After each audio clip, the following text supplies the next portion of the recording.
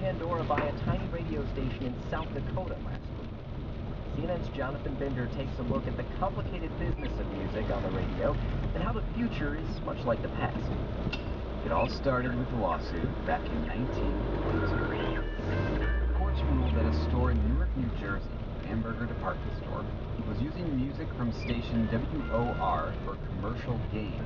The station played continuous music with no ads, except at the beginning of the broadcast, when an announcement read, L. Bamberger and Company, one of America's great stores, Newark, New Jersey. And because of that ruling, the American Society of Composers, Authors, and Publishers, or better known as ASCAP, began collecting licensing fees the next year from radio stations that played music. KFI Radio in Los Angeles was the first station to get on board. And the long American tradition of music on the radio continued with the American tradition of lawsuits. So let's fast forward to November last year.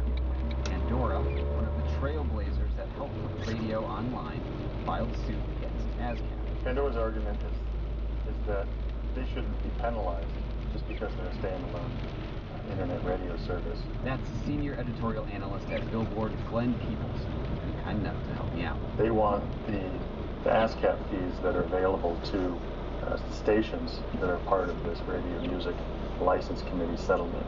Two things to unravel. One, for those who are not familiar with ASCAP, they have a membership of more than 460,000 U.S. composers, songwriters, and publishers.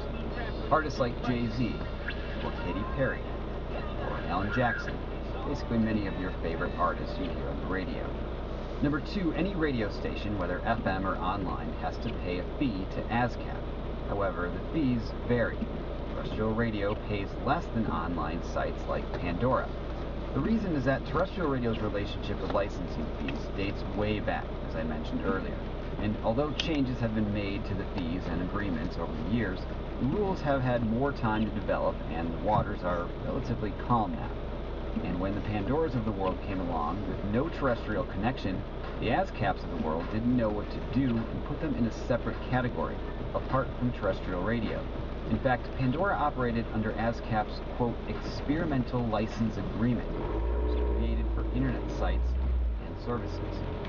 Pandora was new and scary, therefore paid more.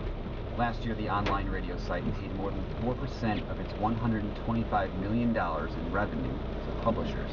However, if you run both online and terrestrial radio sites, you still pay the lower rate, like the company Clear Channel, for example, which owns stations across the country but also has its own online streaming site called iHeartRadio. Clear Channel's iHeartRadio is covered under these rates along with Clear Channel's terrestrial radio stations. Pandora is not party to that settlement, so it pays a different rate to ASCAP.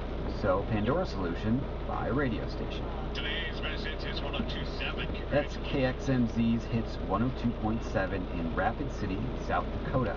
Last week, Pandora announced the purchase of KXMZ. And to give some quick context, Rapid City is home to about 70,000 people. Pandora has about 70 million listeners a month. But the purchase of that seemingly small radio station could lower their fee from 4% down to 1.7%. They could knock off roughly a percentage point. That's a pretty good savings. And I think that's very important because Pandora is not breaking a profit yet, so anything they can do to help get them toward profitability is very important. So it comes down to a few percentage points that could make a big impact on Pandora's bottom line. Peoples points out that the internet radio giant's purchase of a terrestrial radio station might look desperate. He doesn't think Pandora is in any real danger. They are putting all their resources into growth right now. And I think that their growth and the growth of their ad sales team and their improvement of how they monetize mobile listening, this is going to catch up and they'll start to narrow that loss in the coming years. But Pandora isn't in the clear just yet. licensing company BMI, or Broadcast Music Inc., wasn't happy about this loophole purchase. So late last week they filed a lawsuit of their own in Georgia, requesting that a federal court set agreeable publishing rates. And this is the first time BMI has taken a case to court for internet royalty fees. It's certainly not the first lawsuit for radio music licensing fees. So whether it's over airwaves or broadband, it's radio, it's part of it. Jonathan Binder, CNN. That's our show for today. Thanks for listening. On behalf of the entire CNN Radio News team, I'm Tommy Andres. We'll be back tomorrow.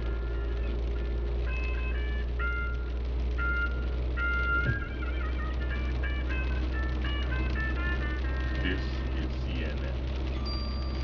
Radio.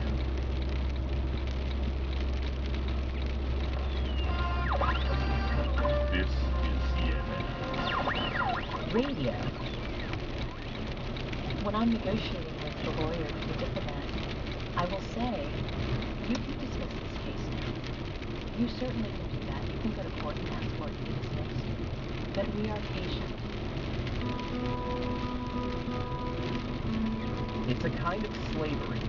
Right here in the U.S., diplomats from other countries bringing domestic servants into the heart of a nation's capital, keeping them captive, paying them little or nothing, working them hard, and sometimes abusing them. We will wait because your diplomat will not be in the United States forever. Eventually your diplomat will leave. And when the diplomat leaves, we'll refile the complaint. We can settle this now, or we can settle this later. Welcome to CNN Radio News Day. I'm Tommy Andres. Later in the show, we'll dive into the fight against this strange form of captivity and the legal loopholes that make it tough to stop.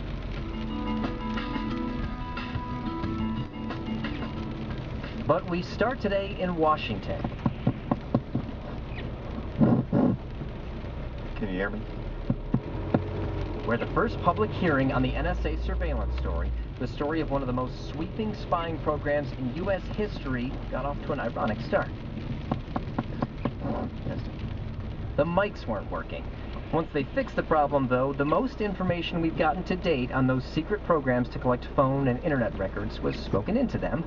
The hearing was supposed to reveal some previously unknown terror plots, but Lisa Desjardins reports it may have said more about how the government is circling the wagons around these secret programs right now. You should know going into this story I just want to acknowledge the people who work at NSA every day. that the room we're in, the House Intelligence Committee, this is the NSA's home field. And from the beginning, it seemed this hearing was about defending the NSA's turf. The NSA is prohibited from listening to phone calls or reading emails from Americans without a court order. Period. End of story. That is a lawmaker, top committee Democrat Dutch Boopersberger. Normally, members of Congress take up the lion's share of time, but here, instead, a table of top officials from the FBI, Justice Department, and the NSA, they did most of the talking. You're probably going to hear this about 100 times today. We don't get any content under this. We don't listen in on anybody's calls. Deputy Attorney General James Cole insisted the data gathering programs are limited. He said no one can listen to calls within the United States, and all data is court approved, carefully handled. It is stored in repositories at NSA that can only be accessed by a limited number of people, and the people who are allowed to access it have to have special and rigorous training. Okay, and then came the big news of the hearing. The FBI revealed 4 terror plots that it says were thwarted by either the phone program or the internet suite, referred to as 702.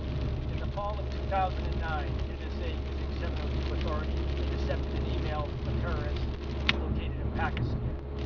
That individual was talking to the individual located inside the United States, talking about perfecting the recipe for explosives. That case was the plot to bomb the New York subway, and the man in America, Najibul Azazi, was arrested. Another example. Same program, the internet suite. This time the NSA was watching an extremist in Yemen. Were able to detect decent plotting to bomb the New York Stock Exchange. We got fewer specifics on the 2 other examples, but quickly, in one, the NSA said it was already watching someone and then found out, thanks to surveillance, they were plotting to bomb a newspaper. Then the final one, a man in America, who the NSA says was giving money to extremists in Somalia. In all, panelists said the programs have thwarted terror activities 50 times. Of those 50, officials said that 10 involved threats to the U.S. itself. Critics, of course, remain highly skeptical, pointing out that these cases involved other intelligence as well, and it's hard to say if officers might have solved them otherwise. But looming large at the hearing, there was something else, perhaps the greatest intelligence failure in recent memory. The events of September 11, 2001 occurred in part. What I can tell you, post 9/11, I don't recall it. September 11.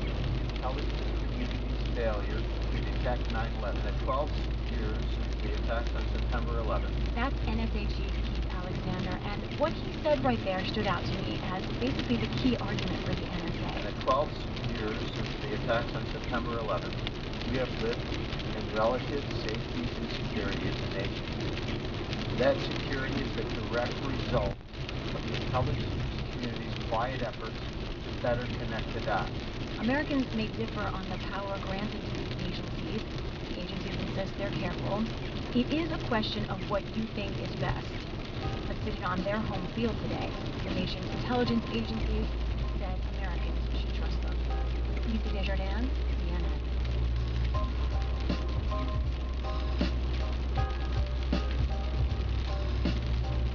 Coming up later in the show, we dig up new dirt on a very old